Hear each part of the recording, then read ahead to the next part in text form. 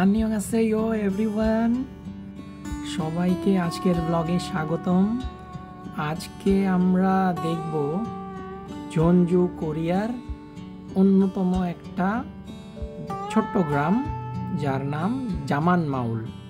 এটাকে অন্য আরেকটা নামেও ডাকা হয়, সেটা হচ্ছে জনজু টাইম ভিলেজ।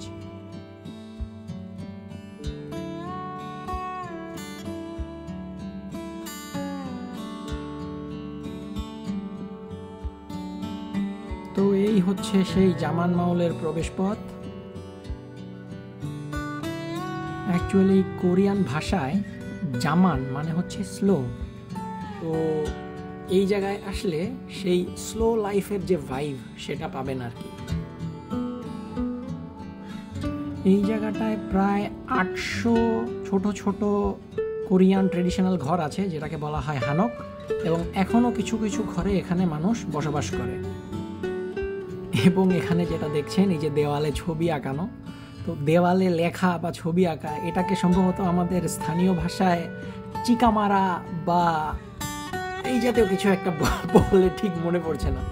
তো এই ছবিগুলো এখানে এভাবে এঁকে রাখা হয়েছে কারণ ইয়ং জেনারেশন যারা আছে তারা যেন এই জায়গাটায় আসার আকর্ষণ ফিল করে, এইখানে আসলে তাদের যেন ভালো লাগে। এখন এই যে ঘরটা দেখছেন, এটা একটা গেস্ট হাউসে কনভার্ট করা হয়েছে। তো এই ঘরের মতো এখানে আরও অনেক ঘর আছে যেগুলোকে বর্তমানে গেস্ট হাউস অথবা ক্যাফেতে কনভার্ট করা হয়েছে। তো আপনি এখানে চাইলে এসে রাতেও থাকতে পারবেন এবং এখানকার যে জামান ভাইব সেটা এক্সপিরিয়েন্স করতে পারবেন। এই জায়গাটা আসলে আমাদেরকে মনে করিয়ে দেয় এই জনজু শহরের, এই জনপদের 90 দশকের কথা।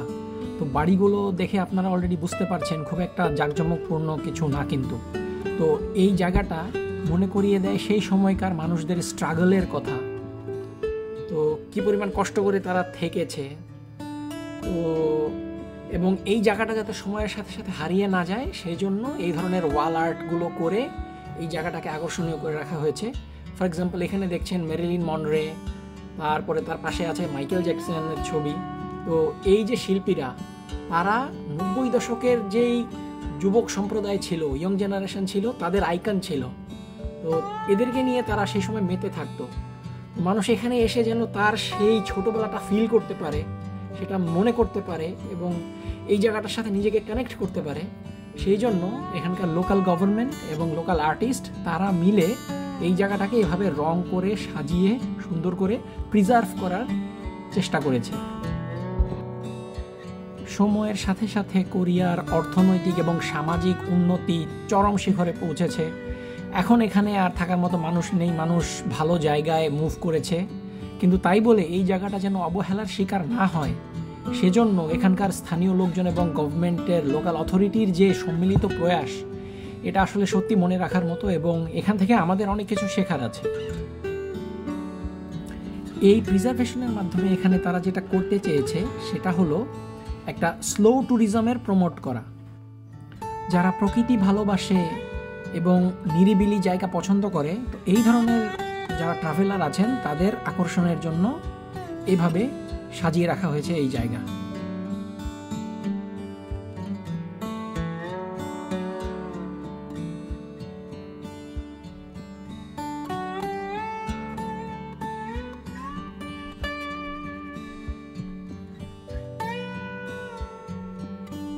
তো যেমনটা বলছিলাম, এখানে শুধুমাত্র ঘুরে ফিরে দেখাই নয়, এখানে থাকার এবং ক্যাফেতে বসে ঠান্ডা হওয়ারও ব্যবস্থা আছে। তো সেই রকম একটা ক্যাফে আমরা পেয়ে গেলাম চলতে চলতে এবং ক্যাফেতে বসে কিছুক্ষণ জিরিয়ে নিলাম। তো এই জায়গাটার লোকেশনটা হচ্ছে আসলে জনজুর বিখ্যাত হানকমাউলের কাছাকাছি, পাশে বলা যায়, এক পাশে।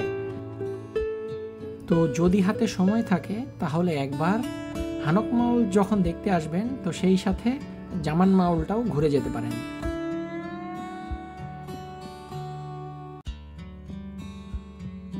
কিছুক্ষণ জিরানোর জন্য এখানে বসলাম। তো এখানে বসে দেখতে পেলাম প্রকৃতির এক অপরূপ সাজ। এই দৃশ্য কখনো ভোলার নয়।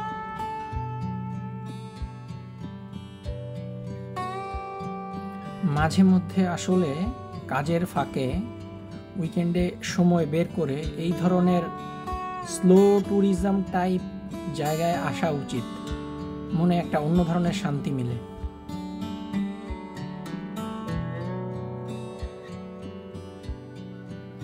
নাগরিক জীবনের সার্বিক ব্যস্ততা পেছনে ফেলে একটু ভালো মতো জিরানোর জন্য এই ধরনের জায়গাগুলো আসলে বেস্ট।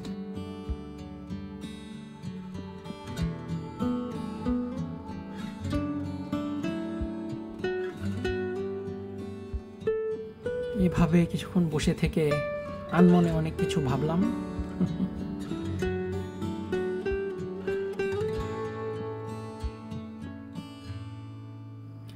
তো এই জায়গাটাকে আসলে মানে এই জামান মহলকে অনেকে বলে ইটস আ মিউজিয়াম, বাট এটা হচ্ছে ফ্রোজেন মিউজিয়াম না, এটা হচ্ছে একটা লাইভ মিউজিয়াম, যেখানে আপনি সময়কে অনুভব করতে পারবেন এবং প্রকৃতির কাছে নিজেকে সঁপে দিতে পারবেন। তো আজকের জন্য এই ছিল। আশা করি আবার দেখা হবে অন্য কোনো ব্লগে। ততদিন সবাই ভালো থাকবেন, সুস্থ থাকবেন। খুদা হাফেজ।